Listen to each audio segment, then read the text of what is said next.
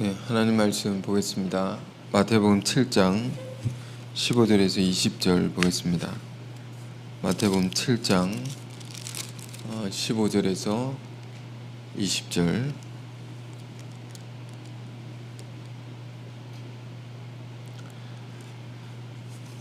제가 읽겠습니다. 거짓 선지자들을 삼가라. 양의 옷을 입고 너희에게 나오나 속에는 노략질하는 일이라. 그의 열매로 그들을 알지니 가시나무에서 포도를 또는 엉겅퀴에서 무화과를 따겠느냐. 이와 같이 좋은 나무마다 아름다운 열매를 맺고 못된 나무가 나쁜 열매를 맺나니 좋은 나무가 나쁜 열매를 맺을 수 없고 못된 나무가 아름다운 열매를 맺을 수 없느니라. 아름다운 열매를 맺지 아니한 나무마다 지켜 불에 던지우느니라. 이러므로 그의 열매로 그들을 알리라. 자, 여기까지 보겠습니다. 그의 열매로 그들을 알리라. 제목으로 볼 텐데 1월 마지막 날이네요. 오늘 마지막 날에 이런 말씀을 보게 됩니다. 유명한 말씀인데 열매를 통해서 나무를 안다. 예수님께서 자연을 통해서 심오한 가르침을 우리에게 주고 계십니다. 열매를 통해 나무를 안다는 게 무슨 말일까요? 맺혀진 열매를 보면 이 열매가 어떤 나무에서 맺혀진 것인지를 알게 된다는 거죠. 이 열매는 무슨 열매다. 우리가 가령 감이 있으면, 감에 열매가 있으면 이건 감나무에서 나온 것이다 라는 것을 알게 되죠. 배가 있으면 이 배는 배나무에서 열린 것이다 라는 것을 거꾸로 알게 되는 것이죠. 자, 그것처럼 우리가 어떠한 사람을 알고자 할 때 그가 누구인지 어떻게 알 수 있을까요? 그가 이루어 놓은 것들을 보고 알 수 있는 것입니다. 그가 행한 일들을 보고 그를 알 수 있는 것입니다. 자, 하나님의 일꾼이 있다라고 해봅시다. 사역자라고 하는데 그 사역자가 있고 그 사역자가 한 일이 있겠죠. 그 사역자가 어떤 사역자인지 무엇으로 알 수 있습니까? 그의 사역을 보고 알 수 있는 것입니다. 그의 사역은 그를 이해하는 아주 중요한 단서가 되는 것이죠. 또 우리가 어떻게 볼 수 있습니까? 전도한 사람, 내가 전도한 사람이 있다. 내가 가르친 사람이 있다. 내가 양육한 자녀들이 있다. 그것을 보고 그를 알 수 있는 것이다. 그러니까 우리가 이 말씀은 매우 두려운 말씀이기도 한데요. 그럼 우리 자신을 이렇게 돌아보는, 이럴 말이니까 우리의 삶과 우리의 자신을 돌아보는 그런 날이 되었으면 하는데, 나의 열매는 무엇인가? 그게 나를 말해준다는 것입니다. 나를 통해 나온 것, 나를 통해 이루어진 결과물, 그것이 나를 얘기해 준다는 것입니다. 이런 것을 볼 때 내가 얼마나 잘 살아야 되는가, 이런 걸 생각할 수가 있죠. 이번에 제가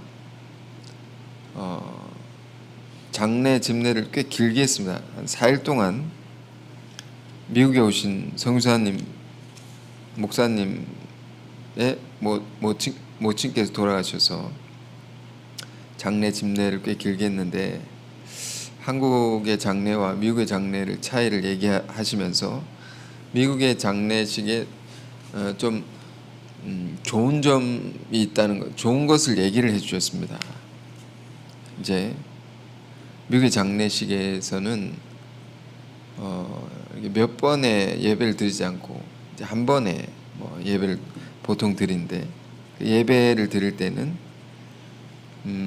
고인이 되신 분의 일생을 슬라이드로 쭉 보여주는 순서가 있다고 합니다. 그래서 어릴 때 사진, 뭐 좀 자라난 사진, 학창 시절의 사진, 또 젊은 시절에 어떻게 살았는가, 뭐 일터에서 사진, 뭐 여러 가지가 있겠죠. 쭉 보여줍니다. 나이가 들어 죽을 때까지 일생을 이렇게 쭉 보여주는 순서가 있다고 합니다. 사람들이 그것을 보고 고인을 추억할 뿐 아니라 또 한 가지, 그걸 쭉 보면서 내가 잘 살아야 되겠다, 사람들이 이걸 생각하고 간다는 것입니다. 왜? 일생을 어떻게 살았는지 다 보여주니까요. 이 사람 이렇게 살았구나. 내가 죽을 때는 어떠한 슬라이드가 펼쳐질 것인가 생각하게 되죠. 그 살아온 것을 통해서 그가 어떤 사람인지를 알 수 있는 것입니다. 우리 삶도 우리가 살아온 삶의 궤적이 있을 것입니다. 어디 갔다가 무슨 일을 하고, 나이가 들수록 그런 게 생기는 거죠. 그러면서 이제 성취의 결과물들이 있을 것입니다. 이런 거 저런 거 했고 이루었고, 그것들이 그 사람을 이해하게 하는 아주 큰 단서가 된다. 지금 예수님께서 열매를 통해서 그 나무를 안다. 굉장히 깊은 뜻이 담겨 있는 것입니다. 자, 그런데 이 말씀 속에는 또 중요한 가르침이 있는데요. 이것은 이제 예수님이 전해 주신 말씀이니까 예수님이 이 말씀을 전해 주실 때의 상황을 고려할 필요가 있습니다. 15절에 뭐라고 시작했습니까? 거짓 선지자들을 삼가라. 그들은 양의 옷을 입은 일이다 말입니다. 일이, 노략질하는, 빼앗아가는 일이다. 그러니까 거짓 선지자가 있다는 말 속에는 또 어떤 선지자가 있습니까? 거짓되지 않은 참된 선지자가 있다는 것이죠. 예수님 당시에 이제 거짓된 가르침을 전하는 그런 사람들이 있었다라는 것을 우리가 볼 수 있습니다. 그러나 거짓 선지자, 참된 선지자를 어떻게 구별할 수 있느냐, 분별할 수 있느냐, 그 지혜를 예수님이 가르쳐 주는 것인데요. 우리가 이 세상을 살아갈 때 이 세상 거짓과 참이 섞여 있죠. 뉴스를 보더라도 진실된 뉴스가 있고 가짜 뉴스가 있고, 우리가 마태복음 13장을 공부하다 보면 교회 안에도 가라지가 뿌려진다 말이에요. 참된 성도가 있고 거짓된 성도가 있다 말이에요. 이거 어떻게 분별할 수 있습니까? 지금 거짓 선지자, 본문에서 거짓 선지자, 참된 선지자를 어떻게 분별할 수 있느냐? 그들이 가르친 사람을 보면 알 수 있다. 거짓 선지자에게서 배운 사람이라면 거짓된 사람들이 나올 수밖에 없겠죠. 반면 참된 선지자의 가르침을 듣고 배운 사람들은 그야말로 참된 사람들이 나올 것이다. 이것을 주님은 나무와 열매로 말씀하신 것이죠. 그 열매를 통해서, 거기서 길러진 사람을 통해서, 거기서 가르침 받은 사람이 어떠한가를 통해서 그 선생이 누군지, 어떤 사람인지 알 수 있단 말입니다. 나무와 열매입니다. 좋은 열매가 나왔다면 그 열매를 맺은 나무는 좋은 나무인 것이 분명하죠.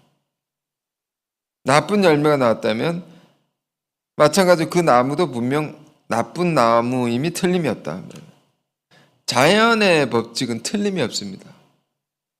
정직한 것이고 정확한 것이죠.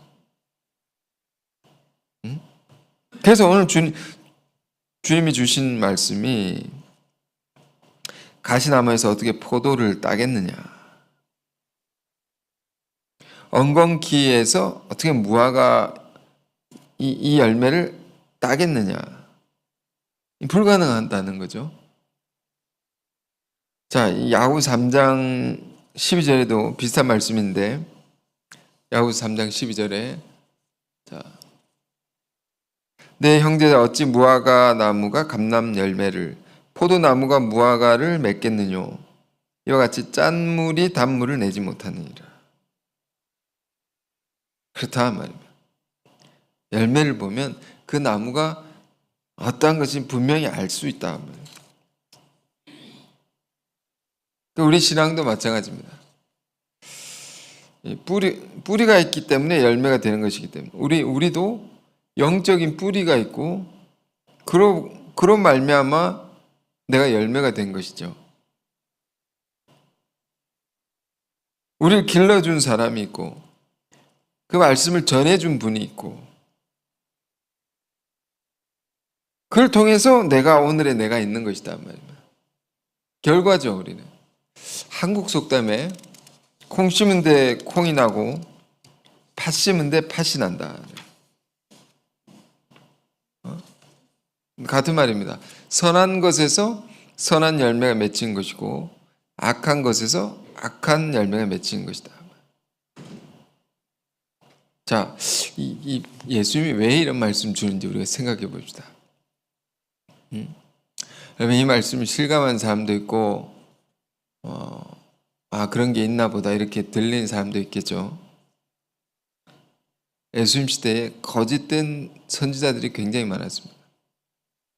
사실 오늘 이 시대에도 이런 사람들이 많은 것입니다. 우리 교회에 나와서 이런 사람들을 잘 만나지 못할 수 있지만 너무도 많습니다. 예수님께서 왜 시작서부터 거짓 선지자를 삼가라는 말은 조심하란 말이에요. 먼저는 이 말씀 주는 이유는 거짓된 선생과 참된 선생을 잘 구별하고 참된 선생에게 올바른 가르침을 받으라는 그런 1차적인 교훈이 있는 것입니다. 가르치는 자가 이 참인지 거짓인지 잘 분별하라. 열매를 보고. 우리도 열매죠. 우리를 통해서 이 교회가 어떤 교회인지 알게 되는 거죠. 자, 그런 분별의 지혜를 가르쳐 줍니다. 그런데 이 말씀 속에는 더 깊은 주님의 뜻이 담겨 있습니다. 자, 그게 뭘까? 자, 이 말씀도 이제 사실 해마다 봤는데 말씀 진리는 우리가 사라지지 않죠. 이것을 우리가 잘 깨닫고 사는 것이 중요한 것입니다. 옛날에 감나무가 이제 좋은 감이 열린 나무가 있지만 좀 불량품처럼 안 좋은 열매가 맺히는 감나무가 있습니다. 그 나무를 고염나무라고 합니다. 고염나무에서 열리는 그 감이라는 것은 너무 이제 크기가 작고 그 안에 씨만 가득하고 그러니까 먹을 게 별로 없습니다. 그게 나쁜 열매죠. 그래서 옛날 사람들이 어떻게 하냐, 이 나무를 버리기 나갔고 그러니까 나쁜 열매 계속 맺히니까 나쁜 열매가 맺히는 가지 하나를 이제 쳐냅니다. 잘라냅니다. 그러고는 어떻게 합니까? 좋은 열매를 맺는 감나무의 가지를 거기도 쳐가지고 가져와가지고 여기 접붙이는 겁니다. 이게 원의학적으로 접붙이기죠. 그러면 신기하게도 접붙인 그 가지에서 좋은 감이 주렁주렁 열리게 되는 것입니다. 자, 왜 이런 얘기를 하는지 잘 생각하십시오. 나무가 좋은 열매를 맺으려면 잘라내고 접붙여야 됩니다. 그런 것처럼 우리의 신앙도 마찬가지인 겁니다. 자꾸 안 좋은 열매를 맺게 되면 어떻게 됩니까? 우리가 죽고 다시 살아야 됩니다. 우리 신앙이. 죽고 다시 산다는 게 뭘까요? 철저히 회개를 해야 됩니다. 철저히 회개하고 나야지 좋은 열매를 맺을 수 있다. 자, 이런 것이 또 성경에 말씀이 있는데 갈라디아서 2장 20절 보십시오. 갈라디아서 2장 20절. 우리가 너무도 잘 아는 말씀인데 함께 읽어볼까요? 내가 그리스도와 함께 십자가에 못 박혔나니 그런즉 이제는 내가 산 것이 아니오 오직 내 안에 그리스도께서 사신 것이라. 이제 내가 육체 가운데 사는 것은 나를 사랑하사 나를 위하여 자기 몸을 버리신 하나님의 아들 믿는 믿음 안에 사는 것이라. 자, 많이 읽지만 이게 도대체 무슨 말인가를 잘 이해해야 됩니다. 내가 그리스도와 함께 십자가에 못 박혔다는, 십자가에 못 박힌 건 죽음을 의미합니다. 내가 죽었다라는 말입니다. 죽고 끝나면 안 되죠. 죽었는데 나는 죽고 그리스도에게 접붙여졌다는 겁니다. 그리스도가 내 안에 살아난단 말이에요. 우리 안에 하나님이 원하지 않는 내가 있죠. 그게 죽어야 됩니다. 자꾸 죄를 짓고 싶고 자꾸 누군가 미워하고 자꾸 이기적으로 살려고 하고 그런 마음이 죽어야 되죠. 그런 내가 죽고 그리스도에 접붙여져서 그리스도가 내 안에 살아난다. 그러면 어떻게 됩니까? 그리스도로 말미암은 열매가 나에게서 맺혀진다. 이걸 뭐라고 합니까? 중생이라고 합니다. 중생이란 단어는 다시 거듭 태어난다. 다시 태어난다라는 말을 한자로 중생이라고 합니다. 죽어야 다시 태어나죠. 죽고 다시 살아나는 체험이 우리 안에 영적인 이 체험이 날마다 있어야 됩니다. 육적인 이야기가 아니죠. 영적인 체험이 날마다 있어야 된다. 내 안에 못난 것들이 있다 말이에요. 나쁜 것들이 있을 수 있다 말이에요. 죄적인 것들이 발견이 되면 이게 철저히 죽어야 됩니다. 어떻게 죽는다고요? 회개해야 된다.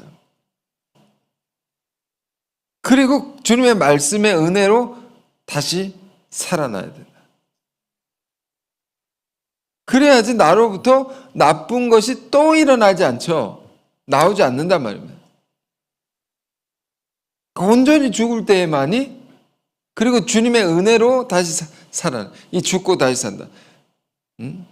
예수님이 우리 죄를 대신해서 죽으시고 부활 다시 사셨듯이 우리 안에 그리스도의 십자가 부활이 우리 안에 동일하게 일어나는 것이 신앙생활입니다.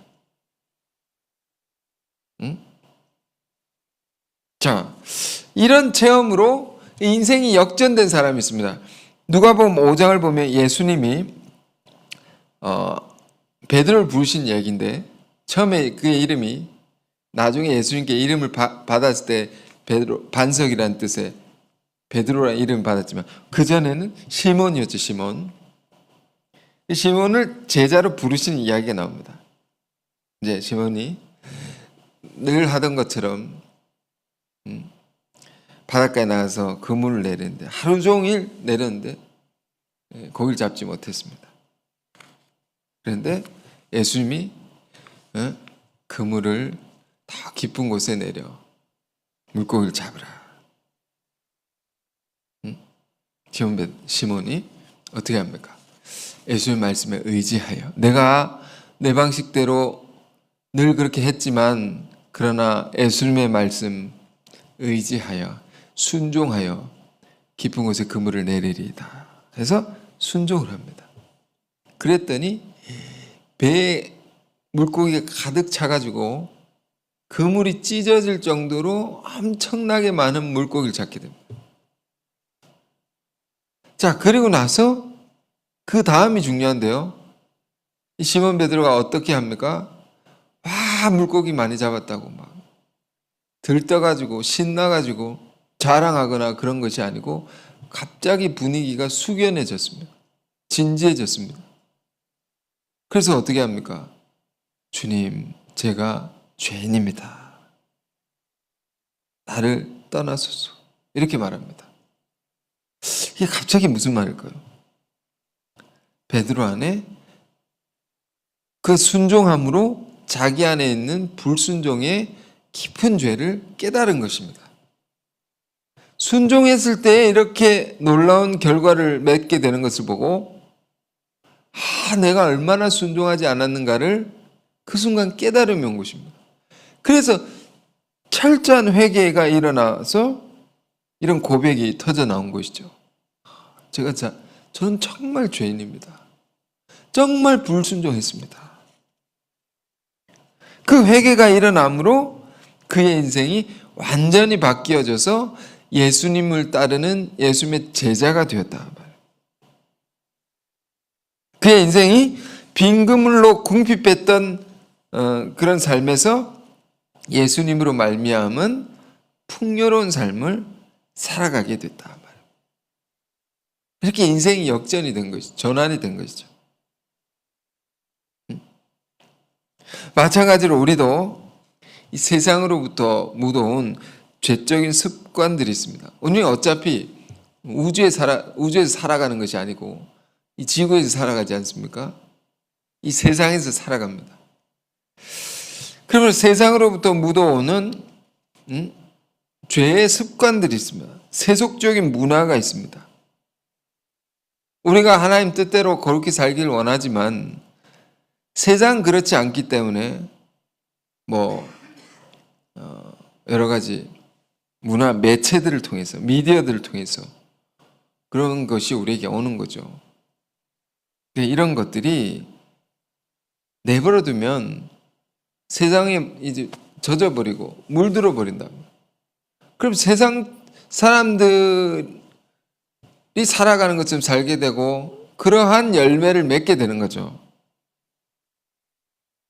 그러므로 우리에게 무엇이 필요합니까? 이런 것이 깨끗이 청산되는 그런 계기가 필요하고, 그래서 무엇을 하냐면 회개를 하는 거죠. 하나님 말씀으로. 그래서 이전의 것을 철저히 끊어내고 회개함으로 새로운 출발을 해야 되는 겁니다. 이게 뭐라고요? 죽고 다시 사는 체험. 우리 예수 믿는 사람들은 늘 이런 새 출발할 수 있는 기회를 갖게 되는 것입니다. 이건 굉장한 축복입니다. 지금 본문의 말씀 속에 그런데 예수님이 말씀하시는 거짓 선지자들이 있었던 그 사람들은 어땠느냐? 그들은 회개하지 못했습니다. 회개하지 않았습니다. 회개하지 않으면 어떻게 됩니까? 자기의 죄가 그대로 있는 것이죠. 그 죄가 청산이 안 됩니다. 그들 안에 죄가 그대로 있다는 말이에요. 이 안의 죄가 중요하다 했죠. 우리가 산상수훈 마태복음 5장서부터 쭉 이렇게 연초부터 보고 왔는데 예수님이 주목하시는 것이 무엇이었습니까? 마음을 보신다고 했습니다. 우리의 마음을 보신다. 당시 유대인들은 율법을 통해서 겉으로 드러나는 죄에 대해서만 생각하고 살았습니다. 왜? 마음은 아무도 안 보인다. 누구도 모른다. 이렇게 생각하고 겉으로 예를 들면 우리가 교회에 이렇게 늘 나간 교회 늘 나온단 말입니다. 늘 나가는 행위죠. 행위가 있다고 할 때, 그 사람 보고, 저 사람 신앙이 좋다, 이렇게 생각할 수가 있죠. 겉으로 그렇게 보이기만 하면. 근데 속은 다를 수 있죠. 속은 사람들이 몰라 하나님 아시죠? 그런 것처럼 이 당시 유대인들은 겉으로 드러나는 행위, 의식 이런 것만 그것으로 죄를 짓지 않으려고만 생각하고 살았을 뿐이었습니다. 그러나 예수님은 그것보다 더 깊은 것을 얘기했습니다. 더 근원적인 것을 얘기했습니다. 너 마음의 죄를 들여다보라. 죄라는 것은 마음에서 비롯되는 겁니다. 마음에 나쁜 마음을 품으면 나쁜 행동을 하게 되어 있다. 이 근원적인 문제를 해결하게 말씀하신 것이다. 그러니까 우리가 아무리 자꾸 나쁜 짓을 한다고 해보세요. 나쁜 버릇이 있다고 할 때 그걸 고치려고 해도 또 그 잘못을 하고 또 그 잘못을 할 수 있거든요. 어떻게 하지 않으면 우리 내면에 깊은 회개가 일어나지 않으면 반복될 수밖에 없는 것입니다. 그래서 철저히 우리 안에 이게 죽지 않으면 그대로 있단 말이에요. 예수님 많은 말씀 속에 이런 것을 늘 강조했었습니다. 요한복음 3장에도 보면 니고데모와 예수님이 대화하시는데 니고데모는 유대인들의 선생님, 유대인들의 지도자입니다. 밤중에 예수님 찾아왔습니다. 예수님 뭔가 다른 분이라는 생각이 있었기 때문에 뭔가를 배우려고 자기 안에 궁금했던 거를 질문하고 해답을 얻으려고 밤중에 했습니다. 왜 밤중에 했을까요? 사람들이 볼까 봐. 예수님은 그때 많은 논란이 되는 그런 인물이었기 때문에 밤중에 와서 물었습니다. 삶에 어떻게 하나님 나라에 들어갑니까? 예수님이 네가 하나님 나라에 들어가려면 물과 성령으로 거듭나지 아니하면 하나님 나라를 볼 수 없느니라. 거듭난다는 것은 다시 태어난다는 말. 네가 물과 성령으로 다시 태어나지 아니하면 죽고 다시 태어나지 아니하면 하나님 나라 볼 수 없느니라. 이걸 못 알아듣습니다. 사람이 어떻게 내가 죽었다가 다시 엄마 뱃속으로 들어가서 나올 수 있나요?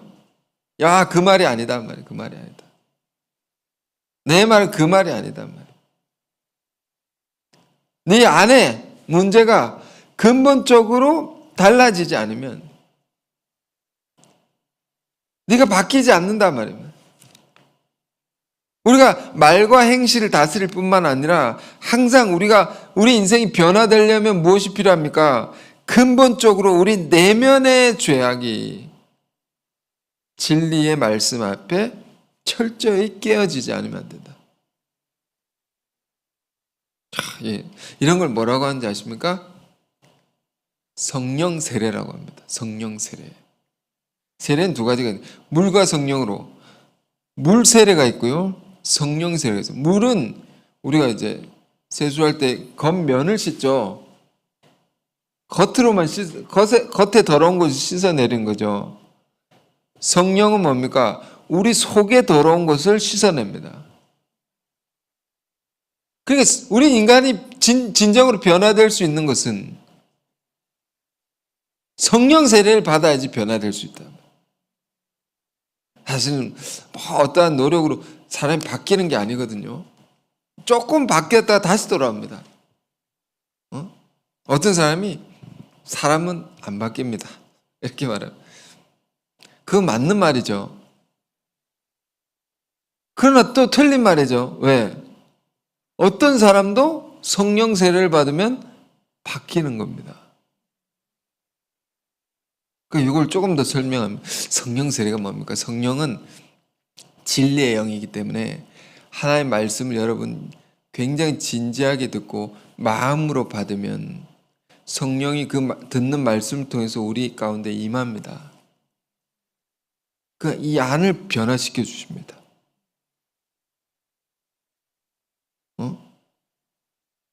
이게 성령 세례 받는. 세례라는 게 뭡니까?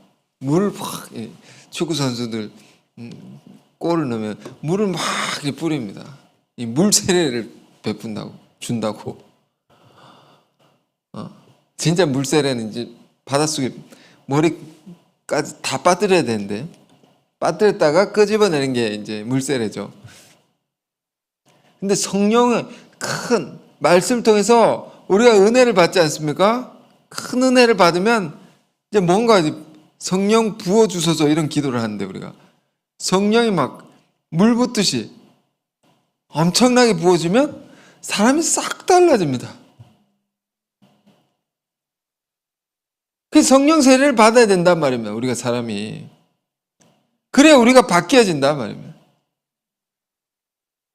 자꾸 나쁜 짓 하고 혼을 내고 때려도 사람이 안 바뀝니다. 이게 근본이 안 바뀌고 성령 세례입니다. 그래서 지금 거짓 선지자를 삼가라. 이 사람들은 성령 세례를 못 받는 겁니다. 그 사람이 안 바뀌는 겁니다. 그러나 지금 산상수훈의 말씀이죠. 산 위에 있는 예수님의 말씀을 듣는 자들에게 너희는 바뀔 수 있다. 너희는 저들을 본받지 말고 내가 한 말을 잘 듣고 성령 세례를 받아 너희가 새로운 열매를 맺을 수 있다. 그러니까 우리 신앙에 정말 중요한 것이 뭐냐.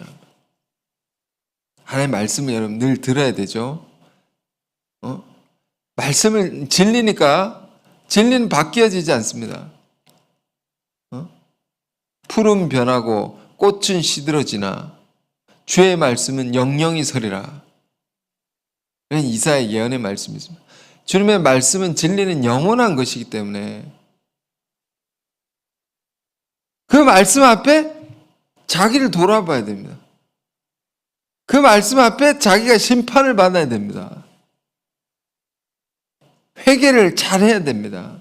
말씀 앞에. 조금 더 쉽게 표현해 볼까요? 잘 혼을 나야 된다. 혼나는 거 좋아하는 사람은 없을 것입니다. 그러나 혼이 나야 됩니다. 우리는. 왜? 우리는 뼛속까지 죄인이기 때문에. 인정하기 싫지만 인정할 수밖에 없습니다. 사도 바울이 너희는 본질적으로 너희는 죄인이다고. 우리는. 그러므로 우리는 늘 심판을 받아야 됩니다. 하나님의 말씀으로.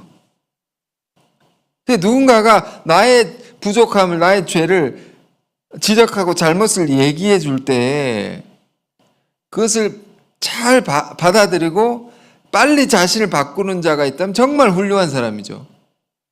정말 훌륭한 사람입니다. 근데 사실 누가 나에게 지적하면 좋아할 사람이 어디 있겠습니까? 그 사람 미워하죠. 정말 가까운 사람이 아니고서는 나의 잘못을 얘기하기 어렵기 때문에. 그렇기 때문에 어떻게 됩니까? 하나님의 말씀을 우리가 잘 들어야 됩니다. 그 말씀 앞에 자기를 돌아봐야 된다. 자기를. 소감문을 쓰는데 3인칭 시점으로 이렇게 소감문을 쓰시는 분이 있습니다. 이러면 또 소감문 안 쓸까 봐 좀 걱정이 되지만 말씀 나에게 받아들여야 되는데 내가 말씀 나에게 적용해서 내가 깨어지고 부서져야 되죠. 그런 자세를 가진 사람은 전혀 새로워질 수 있습니다. 끊임없이 발전하고 성장할 수 있습니다. 그런데 이 말씀을 줄 때 거짓 선지자 유대인들은 예수님 말씀해도 듣지를 않고 회개치도 않고 자기 얘기로 듣지도 않고 오히려 그 말씀을 하는 예수님을 비난하고 그랬단 말입니다. 그래서 예수님이 너희는 그렇게 하지 말라는 얘기를 하고 있다. 너희는 그들을 본받지 말라. 하나님의 말씀 앞에 잘 깨어져야 된다. 부서져야 된다. 그래서 좋은 열매를 맺어야 된다. 이런 얘기를 하고 있습니다. 그래서 지금 예수님이 그의 열매로 그들을 알리라. 우리가 이 말씀을 보면서 내가 좋은 열매를 맺지 않고 있다 생각하면 깨어져야 됩니다. 회개해야 됩니다. 그의 열매로 그들을 알리라. 열매를 통해 그를 알 수 있다 말이에요. 그래서 우리가 우리 자신의 죄를 회개치 않고 살면 뭐라고요? 죄의 열매를 계속 맺을 수밖에 없어요. 자꾸 나쁜 짓 하고 자꾸 실수를 하고. 그러나 자신의 문제를 특히 죄죠, 죄. 잘 회개하고 말씀 앞에 회개한 다음이 또 중요합니다. 내 잘못을 깨달았다. 깨달은 다음에 어떻게 해야 됩니까? 그 말씀이 가르치는 대로 내 삶을 바꾸어 나가야 되죠. 그 방향을. 회개란 말은 헬라어로 메타노이아라. 가던 길을 돌이키는 겁니다. 늘 하던 것을 그만하고 다른 걸 하는 겁니다. 말씀대로 잘 바꾸어 가면, 그러면 말씀에 의하여 아름다운 열매를 우리가 맺을 수 있는 거죠. 자, 갈라디아서 끝으로 갈라디아서 5장에는 두 종류의 열매를 말했습니다. 자, 나쁜 열매가 있고 좋은 열매가 있다. 5장 19절 20절 오랜만에 볼까요? 이 나쁜 열매에 대한 겁니다. 죄의 열매입니다. 육체의 일은 현저하니 죄를 지어서 맺는 열매는 분명하다. 이런 것을 맺는다 이런 말입니다. 곧 음행과 더러운 것과 호색과 우상숭배와 술수와 원수 맺는 것과 분쟁 막 싸우는 거, 시기하고 질투하고 분냄 화내고 당짓는 것, 끼리끼리 노는 것 말이에요. 다른 사람을 막 이렇게 편가르게 하는 거죠. 불리함과 이단과 투기임, 술 취함과 방탕함과 또 그와 같은 것들이라. 이런 열매를 맺게 된단 말이에요. 전에 너에게 경계한 것까지 경계하노니 이런 일을 하는 자들은 하나님 나라의 유업으로 받지 못하리라. 이런 열매를 맺는 사람들은 하나님 나라를 유업으로, 하나님 나라에게서 주시는 복을 물려받지 못한다. 아시겠습니까? 그러니까 자기 죄를 회개치 않는 자들은 자꾸 이런 나쁜 열매가 맺혀집니다. 그런데 주님의 말씀 앞에 자기를 허물고 진정으로 회개하는 자들에게서는, 성령 세례를 받은 자들에게서는 전혀 다른 열매가 맺혀요. 어떤 열매? 자, 이걸 외우시죠. 성령의 9가지 열매 22절 23절. 오직 성령의 열매는 사랑과 희락과 화평과 오래 참음과 자비와 양선과 충성과 온유와 절제니 이 같은 것은 금지할 법이 없느니라. 그러니까 우리가 하나님 말씀 앞에 깨어지고 부서지면 이런 성품을 갖게 된단 말이에요. 사랑하게 돼. 희락은 주 안에서 기뻐하는 겁니다. 기쁨. 화평, 잘 남들과 화목하고 싸우지 않고 분쟁하지 않고 잘 지내는 겁니다. 오래 참는 거죠. 자비, 잘 남을 잘 도와주고 베풀고. 양선, 선, 굿니스, 착한 거. 충성, 열심히 하는 거. 하나님 말씀하면 순종하고 그런 거죠. 온유, 부드러움, 절제니 끊어야 될 때 잘 끊고 그만해야 될 때 그만하고. 자, 이 같은 것을 금절법. 우리의 열매가 이런 열매가 돼야 할 것입니다. 이 성령의 9가지 열매 우리 안에 가득해야 됩니다. 뿐만 아니라 우리를 통해서 진정한 열매는, 제일 중요한 열매는 뭡니까? 우리가 이런 열매를, 성령의 열매를 맺을 뿐만 아니라 전도의 열매를 맺어야 되죠. 많은 영혼을 구원할 수 있는, 그리스도께로 인도할 수 있는 그런 사람으로 우리가 변화되기를 바랍니다. 자, 그렇게 성령의 세례를 받아서 진리의 말씀 앞에 온전히 죽고 살아서 이런 선한 열매, 의의 열매, 성령의 열매 많이 맺어서 이 새로운 달은, 2월달은 그런 달이 되어서 우리가 우리가 열매를 통한 나무를 안다고 우리를 통해 그리스도의 영광이 드러나고 하나님의 영광이 드러나는 그런 복된 새 달을 맞이하시기를 바랍니다. 기도하겠습니다. 자비로우신 주님, 그들의 열매로 그들을 알 수 있다 했습니다. 주님, 우리는 어떤 열매를 맺고 있는 사람들입니까? 우리 자신을 잘 돌아보게 하옵소서. 우리의 삶을 또 돌아보게 하옵소서.